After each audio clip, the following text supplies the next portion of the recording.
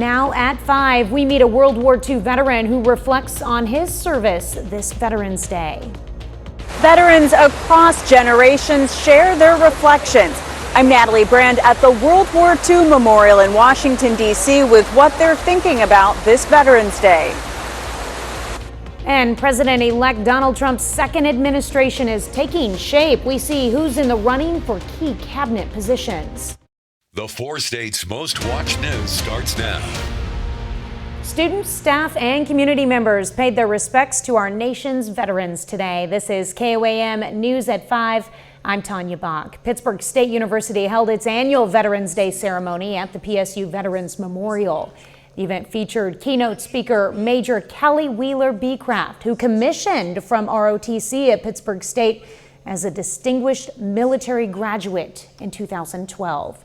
Veterans for whom pavers have been installed were recognized, and St. Mary's Colgan Choir also performed. Connection to veterans is long-standing. Certainly, we have many students who have come to school on the GI Bill, certainly, and have served their country proudly over the course of time from the very beginning of the university. And so we feel that we need to honor them because they provide the protections that have allowed us to remain free. Local 6th graders from Pittsburgh Community Middle School and St. Mary's Colgan attended the event as a civics lesson. From the nation's capital to communities across the country, Americans are marking Veterans Day. CBS's Natalie Brand has more from the World War II Memorial in Washington. President Biden paid tribute to what he called the greatest fighting force, marking his final Veterans Day as Commander-in-Chief at Arlington National Cemetery. It's been the greatest honor of my life to lead you, to serve you, to care for you, to defend you, just as you defended us, generation after generation after generation. At the World War II Memorial, generations of veterans reflected. What I did was what was expected of me. Veteran Roy Mullen, now 100, joined the Marines at age 17 to fight in World War II. I am extremely proud of having done what I did, and I think of all of the guys that didn't come back. But I'm just glad to be alive. Gratitude shared by veterans of later conflicts. Gary Roach served during the Korean War. When I got there, all I had to do was keep what they'd already done. The Roach's son is currently serving. We pray for him every day. We live in a free nation. We want to keep it that way, and it's because of these veterans that we're able to do that. A day to show gratitude for the year-round service and sacrifice of military families past and present. Natalie Brand, CBS News, Washington. Many businesses are offering special deals to veterans today, like free meals at restaurants such as Applebee's, Chili's, and IHOP. And you can find a list for veterans deals on our website at KOAMnewsnow.com. Well, less than 1% of the 16.4 million Americans who served during World War II are still with us today to share their stories. 97-year-old Chester Hobbs of Anderson, Missouri is one of those people. A lifelong resident of McDonald County, he served in the Army for 3 years during World War II. Corporal Hobbs was stationed in Italy, where he worked as a medic, military police, and a tank driver. He says, like many during that time, he heard the call to join the fight. They were needing tank drivers, so they selected me because I had drove a Caterpillar. So they give me my license and away I went.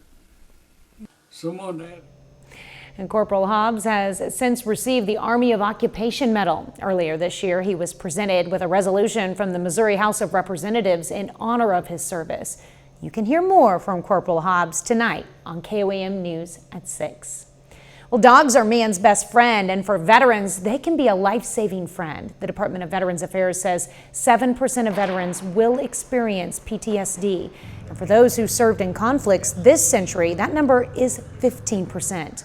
Dogs for Valor is a Kansas-based organization that trains dogs to help manage their owners' symptoms like depression and anxiety. The group can also find a service dog for a veteran or first responder in need. And many vets first come to the program on edge and afraid to be in public spaces. A lot of times the veteran with severe PTSD is, homebound. They're isolated, they're very nervous, they won't make eye contact, some won't leave the house at all. And by the end of the service dog program, they're coming out with their dogs. The training program lasts for 6 to 9 months, but many veterans continue to attend group gatherings. Some vets say their family relationships have also improved since working with Dogs for Valor. Meteorologist Lindsay Gaffney joins us now with a first look at weather. Well, today was a pretty nice day. We did have some clouds starting to move in later in the day, but they're mostly upper level clouds, ice clouds, so didn't really break up the sunshine too badly. Now temperatures currently are in the mid 60s. We were in the upper 60s today, so a little bit warmer than average for this time of year. Those clouds are going to continue to push in as we head into Tuesday as well. Again, mostly upper level clouds, so although we're going to be mostly overcast tomorrow, they are pretty thin clouds, so we're still going to get a good amount of sunshine. Temperatures yesterday got to the mid 60s, today upper 60s, and we're going to be bouncing around that for the next several days as well. Tomorrow, temperatures reaching upper 60s, 67, 68, 69. Now we are going to have mostly cloudy skies as those clouds do start to increase as we head throughout the day. Temperatures are going to be a bit above normal, but we do have rain chances as we head into Wednesday. Now it's going to be mostly early Wednesday morning and then continuing scattered showers throughout the day, and that's where we're going to see a drop in temperatures, but I'll have those details coming up later. All right, thanks, Lindsay. Well, CBS News has learned that President-elect Donald Trump is expected to name Stephen Miller White House Deputy Chief of Staff for Policy, and that's according to two sources familiar with the planning. Christian Benavides reports from West Palm Beach, Florida, home of the transition headquarters, with more of Trump's picks to fill top positions in his new administration. Following his decisive victory, President-elect Donald Trump is wasting no time building his administration. Trump announced former ICE Director Tom Homan will be his border czar. I'm honored the president asked me to come back. Homan appeared on Fox and Friends this morning. Public safety threats and national security threats will be the priority. Trump has tapped New York Congresswoman Elise Stefanik to serve as ambassador to the United Nations. Stefanik made national headlines last year, questioning university presidents during hearings on anti-Semitism on college campuses. Does calling for the genocide of Jews violate Penn's code of conduct when it comes to bullying and harassment? Yes or no? It can be harassment. The answer is yes. Other high-level staffing discussions are still underway. CBS News has learned Republican Senator Bill Hagerty of Tennessee, a staunch opponent of Ukraine aid, is being considered for Secretary of State, along with Senator Marco Rubio and former Director of National Intelligence Rick Grenell. Whatever role I hold going forward, it's going to be advancing the positions that President Trump has articulated that the American people overwhelmingly supported. President-elect Trump is also trying to exert influence over Congress and the next Senate Majority Leader. In a post directed at the three Republican contenders, he wrote whoever wins should allow him to make recess appointments to his cabinet that don't require Senate approval. He also said the Senate shouldn't approve any judges until he takes office. Christian Benavides, CBS News, West Palm Beach, Florida. Well, Senate Republicans hold a secret ballot Wednesday to replace leader Mitch McConnell. Senators John Thune of South Dakota, John Cornyn of Texas, and Rick Scott of Florida, who has Elon Musk backing, are all vying for the job. The winner will lead the Republicans' new majority in the Senate. Still ahead, shrinkflation. A new report shows many popular household items have shrunk since the pandemic, but still cost the same. We look at some of the items that are shrinking. And next in Health Watch, why children with asthma may also experience memory problems.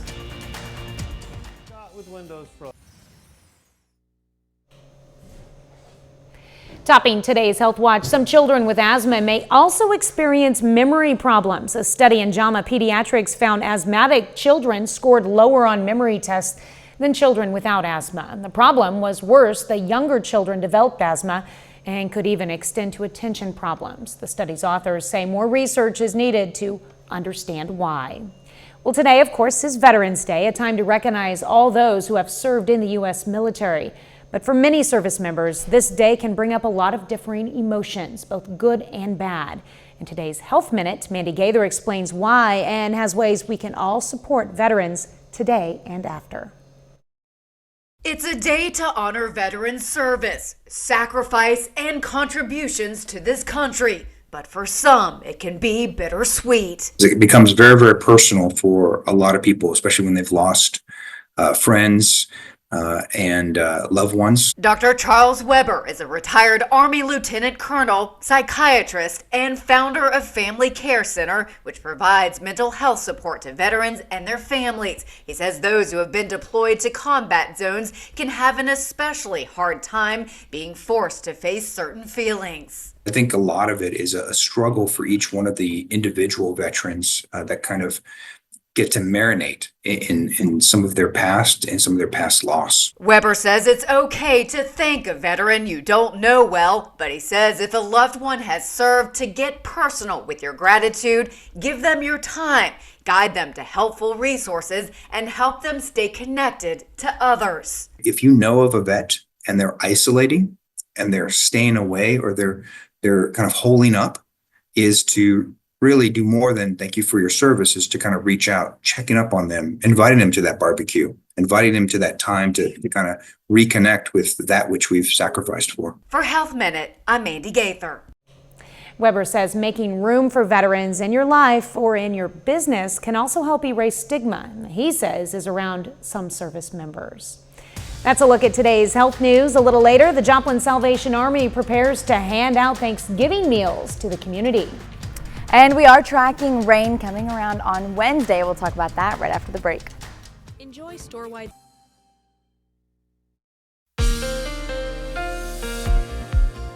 Well, happy Veterans Day to all the veterans out there. Today was a fantastic day to spend it outdoors. You can see outside Indigo Sky Casino and Resort. We have a few upper level clouds starting to push in, and by tomorrow we're mostly overcast with these clouds. However, they're thin clouds, so at least we're still going to get some sun. But you can see where they're coming from. We've got this ridge over our area today and tomorrow, though it quickly shifts off to the east, and we're going to see cooler temperatures after some rain chances. Now tonight, temperatures dropping down to mid to upper 40s. It's going to be a bit of a chilly night and start of the morning. We also start with a bit of fog as well, though isolated fog in some areas. Carl Junction, maybe 5 miles visibility. Oswego, Parsons, Columbus, and then definitely out in the western counties as well, plus Cassville. But clears out really quickly. We're going to have a really nice day, a little bit breezier as we head into tomorrow. Winds start to shift from the north, now out of the east as we head into Tuesday morning. This is 9 a.m. Winds are already gusting up to 15, 20 miles per hour. They die down a little bit midday, but they pick right back up as we head into the evening, 7:30 p.m. Winds gusting 20, 25 miles per hour. And then by 9 p.m., winds are gusting up to 30 miles per hour. Now that continues all the way through Wednesday before the front actually moves through with the rain chances. Now, we're going to look at the future track. Through the morning, we're going to start to see these clouds really move into our area. Temperatures reaching upper 60s tomorrow for our high. And then by 7 p.m., we're already in the upper 50s. You can see how fast, strong those winds are pushing north. And then we're going to see that front moving in about 3 a.m. on Wednesday in the far, far western counties. Yates Center pushing closer to Independence, Columbus, Parsons, Coffeyville. By the time it hits our central counties, though, we have a warm front that came in at first, and then our cold front right behind it catches up. So we call this an occlusion front, and what happens is it's going to slow it down a little bit. So we're going to have a majority of the rainfall mostly in these central counties as that occluded front kind of stalls right over our area just for a couple of hours, but it does move off to the east by midday into early afternoon. We're still going to have a few scattered showers in the eastern counties by noon, and then starts to clear out, and we're looking pretty good after that. Sunny skies, at least for the next couple of days. Now, this is what I'm talking about, where we're seeing that majority of rainfall in those central and slightly to the eastern counties, though it's still not a ton of accumulation. About a half an inch, Joplin, Columbus, Miami, Pittsburgh, even a little bit less than that, but you can see only a 1/10 of an inch in Fort Scott, Chanute, Parsons, so not a lot, unfortunately. We're just getting some scattered showers, though it's not the end of our rain chances for the forecasted period. We do have a couple of days off. Thursday, Friday, Saturday, temperatures start to warm back up into the upper 60s. Clouds start to push in, and then we're going to have a couple of low pressure systems moving in. First on Sunday, it'll drop temperatures just slightly down to the low 60s.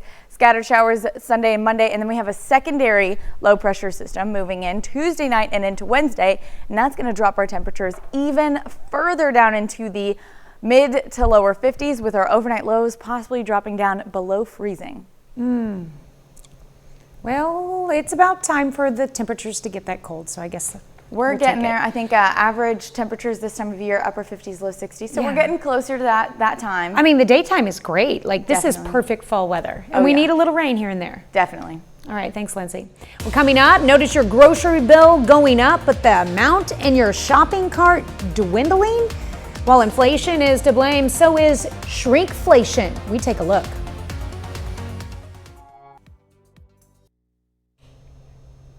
Topping today's Consumer Watch, a new report on shrinkflation shows many popular household items have shrunk since the pandemic. But in many cases, the prices have stayed the same. Christine Lazar takes a closer look at some of the items that are shrinking. Shopper Chuck Hill is resigned to the fact that his grocery bill has gone up and the amount of food he can get for his money has gone down. It's a drag, but I don't know what we can do about it. A new study by Lending Tree found that nearly 3 in 4 Americans have noticed that some of their go-to grocery items have gotten smaller, with the price staying the same or rising. The trend has been dubbed shrinkflation. 82% of the people surveyed say that they find shrinkflation deceiving. Researchers at Lending Tree found that household paper products saw the highest rate of change. Take Angel Soft toilet paper. In 2019, with a 12 mega roll pack, you'd get 429 sheets. Today, that same package is only 320 sheets. The price went down slightly, but the price per 100 count went up from 19 to 22 cents. Next to paper products, breakfast, candy, and snack products were most likely to experience shrinkflation, like family-sized Frosted Flakes. Since 2019, the amount inside has gone down and the price has gone up. Analysts say global supply chain issues caused some manufacturers to downsize their products. But it's worth pointing out that we're pretty much past that. Global supply chains are more or less back to normal, more or less where they were prior to the pandemic. Even your sweet tooth fix has shrunk. Take party-size Reese's miniatures. The 40-ounce bag is now 35.6 ounces and more expensive, up from $8.98 in 2019 to $13.24 in 2024, a more than 68% price increase per ounce. I did reach out to the makers of all the products profiled in this piece. Only Georgia Pacific, the makers of Angel Soft toilet paper, got back to me. They said they did reduce the number of sheets per roll from 425 to 320 in 2022, but that in some cases they added more rolls to the package. Christine Lazar, CBS News, Los Angeles. The Salvation Army of Jasper and Newton County will provide free Thanksgiving meals to those in need on Thanksgiving Day. They will begin serving meals at noon until 1 p.m. And their goal is to tackle food insecurity in the community and provide a space where community members can eat together. Anyone can walk in on Thanksgiving Day without a reservation and receive a meal. Final check of the forecast is next.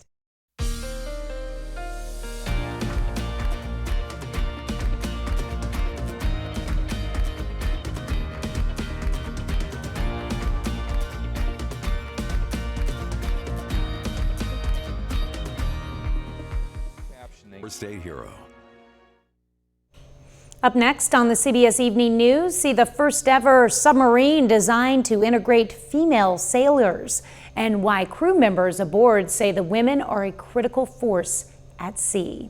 And then on KOAM News at 6, we take you to several Veterans Day ceremonies in the 4 states. Plus, we sit down with a 97-year-old World War II veteran from Southwest Missouri and find out who's named the latest Performance of the Week winner after Friday Night Football. Stay with us for the CBS Evening News and then KOAM News at 6.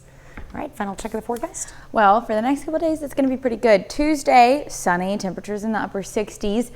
Wednesday, we're going to start to see some showers moving in pretty early. That's part of a warm front at first, but it shifts over to a cold front. So we're going to have a little bit of a delay there as it hits our central counties. But other than that, temperatures are going to be pretty good afterwards ahead of the rain chances this weekend.